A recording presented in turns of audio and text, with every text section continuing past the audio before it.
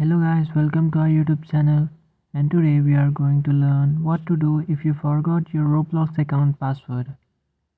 So if you forgot your Roblox account password, just tap on forgot password over here.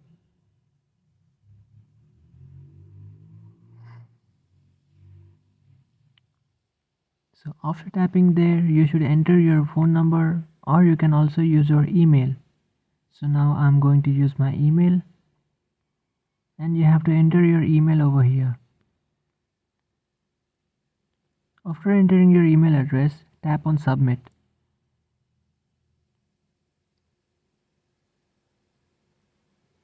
So after submitting your email, a verification code had been sent to your email address. So now you have to open up your Gmail application.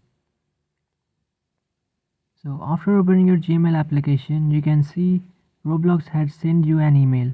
Just open that email and then tap on reset password. And in first blank you can enter your new password, and in second blank you have to re-enter that same password.